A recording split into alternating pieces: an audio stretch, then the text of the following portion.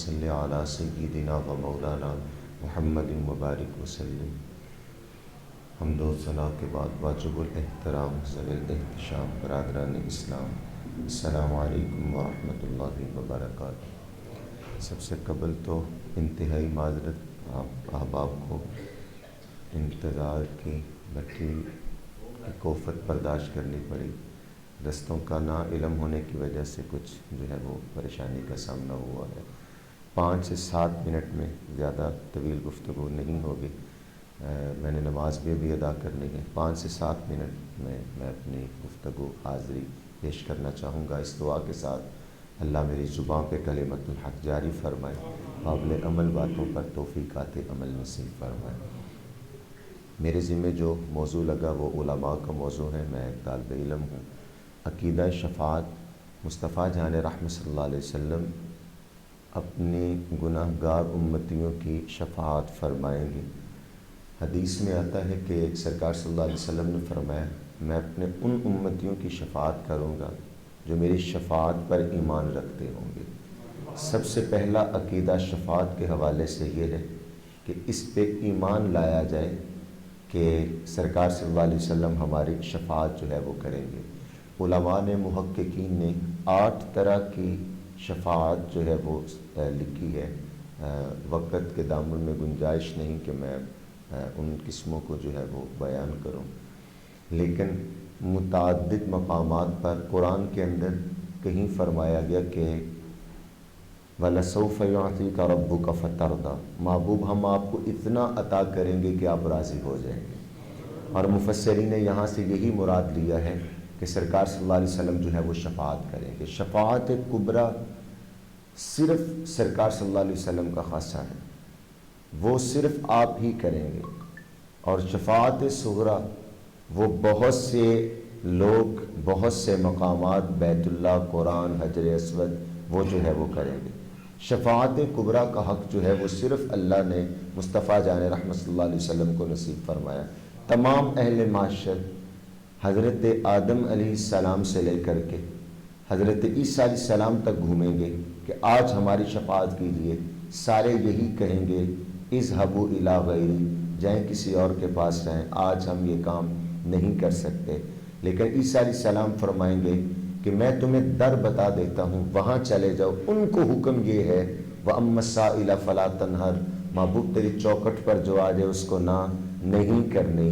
پھر سارا اہل معشر جب مصطفیٰ جان رحمت صلی اللہ علیہ وسلم کی بارگاہ ناز میں حاضر ہوگا تو سرکار اللہ کی بارگاہ میں سجدہ فرمائیں گے جو اس کی شان کے لائق ہوگا، اور وہ اتنا طویل سجدہ ہوگا کہ پھر رب کی طرف سے حکم ہوگا محبوب اپنا سر اٹھائیے، آپ مانگتے جائیے، ہم عطا کرتے جائیں گے۔ میرے امام نے فرمایا پیش حق مجدہ شفاعت کا سناتے جائیں گے، آپ روتے جائیں گے، ہم کو ہنساتے جائیں گے۔ وسعتیں دی ہیں خدا نے دامن محبوب میں، جرم کھلتے جائیں گے اور وہ چھپاتے جائیں گے۔ پھر یہ حالت ہوگی کہ جو ہے وہ جتنے جرم کھلتے جائیں گے سرکار صلی اللہ علیہ وسلم اپنے دامن شفاعت کے اندر جو ہے وہ اس کو چھپاتے چلے جائیں گے۔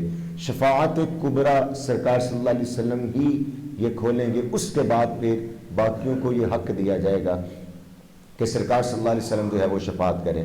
یہاں یہ بات یاد رکھیے گا، ایک تو ایمان لانا شفاعت پر ضروری ہے، جس کا ایمان ہوگا حدیث کے تحت اسی کی شفاعت جو ہے وہ کی جائے گی۔ دوسرا، کام بھی اس حساب کے ہوں کہ وہ شفاعت کی جائے۔ انسان ساری زندگی گناہوں میں گزار دے یہ سمجھتے ہوئے کہ شفاعت تو ہو ہی جانی ہے۔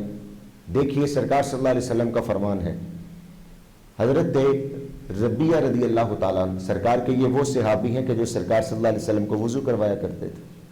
سرکار صلی اللہ علیہ وسلم نے فرمایا سل یا ربیہ، ربیہ مانگو کیا مانگتے ہو؟ انہوں نے عرض کی کہ بندہ نواز، دریائے کرم اگر جوش میں ہے تو پھر مجھے جنت میں اپنا قرب عطا فرما دیجیے، جنت میں مجھے اپنا قرب عطا فرما دیجیے۔ سرکار صلی اللہ علیہ وسلم نے انکار نہیں کیا، سرکار نے یہ عطا کیا، لیکن ساتھ جو فرمایا اے ربیہ سجدوں کے ذریعے میری مدد کرنا۔ نیکی کے ساتھ جو ہے وہ ترغیب بھی دی ہے، صرف یہی نہیں کہ تو مجھے وضو کرواتا تھا، ہمارا ایمان ہے، عقیدہ ہے، سرکار کی جنہوں نے خدمت کی ہے اللہ ان کو محروم نہیں رکھے گا۔ ان کی تو آمد کی خوشی میں اگر کسی نے انگلی کے اشارے سے جو ہے وہ لونڈی کو آزاد کیا قبر میں، اس کو رحمتیں ملتی ہیں، تو جنہوں نے سرکار صلی اللہ علیہ وسلم کی خدمت کی ہوگی وہ اللہ کی رحمتوں سے محروم نہیں ہوں گے۔ لیکن امت کو درس دیا، فرمایا کہ ربیہ سجدوں کے ذریعے میری جو ہے وہ تم مدد کرنا۔ تو عقیدہ شفاعت ہمارا ایمان ہے کہ سرکار صلی اللہ علیہ وسلم ہماری شفاعت کریں گے۔ ہمارے اعمال میں اتنا وزن نہیں ہے کہ ہم اپنے اعمال پہ بل بوتے پہ جنت میں جائیں۔ جنت میں اگر جانا ہے تو سرکار کی شفاعت اور رب کے فضل سے ہی جو ہے وہ ہم نے جانا ہے۔ لیکن یہ ساتھ یاد رکھیے کہ جہاں پھر کوئی بھی کام نہیں آئے گا، یہ ہوگا اللہ کے حکم سے، از خود کچھ نہیں۔ من ذا الذی یشفع عندہ الا باذنہ، اس کے حکم سے جو ہے وہ کچھ ہوگا۔ اور جس کی کوئی بھی شفاعت کرنے والا نہیں ہوگا۔ بس میں اسی روایت کے ساتھ چاہوں گا کہ اپنی گفتگو سمیٹ لوں۔ مصطفیٰ جان رحمت صلی اللہ علیہ وسلم نے فرمایا کہ جس کے 3 بچے نابالغی کی حالت میں اس دنیا سے گئے ہوں گے، وہ بچے قیامت کے روز رب سے اپنے والدین کی شفاعت کریں۔ اور یہ جو شفاعت ہے، یہ ایک اور بات یاد رکھیے گا، یہ زور زبردستی والی نہیں ہے کہ زور سے زبردستی سے اور جو ہے وہ لڑائی جھگڑے والی، یہ پیار اور محبت کی ہے، یہ نازنینی والی جو ہے یہ بات ہے۔ تو جس کے 3 بچے ہوئے نابالغی کی حالت میں اس دنیا سے گئے ہوئے، وہ اپنے رب سے اپنے والدین کی شفاعت کروائیں۔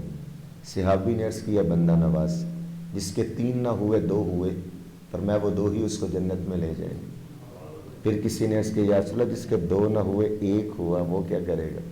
فرمایا وہ 1 ہی اس کو جنت میں لے جائے گا۔ سیدہ عائشہ صدیقہ رضی اللہ تعالی عنہا عرض کرنے لگی بندہ نواز جس کا 1 بھی نہ ہوا، فرمایا جس کا کوئی نہیں ہوگا، پھر میں محمد جو اس کا ہوگا، پھر میں محمد اس کی جو ہے وہ شفاعت کروں گا۔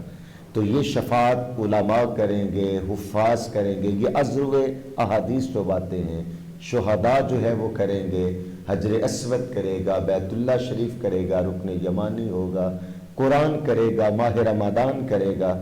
اور یہ صرف جو ہے وہ اللہ نے مسلمانوں کی مدد کے لیے یہ سارے جو ہے یہ در کھولے ہوئے ہیں۔ تو وقت کے دامن میں گنجائش ہوتی تو میں ضرور تفصیل سے جو ہے وہ گفتگو کرتا۔ آپ احباب کے تشریف رکھنے کا شکریہ، اور بار دیگر میں معذرت چاہوں گا، رستوں کی لا علمی کی وجہ سے جو مسئلہ ہوا اللہ مجھے اور آپ کو توفیقات عمل نصیب فرمائے، آمین۔ وآخر دعوانا الحمدللہ۔ آپ فرما دیجیے۔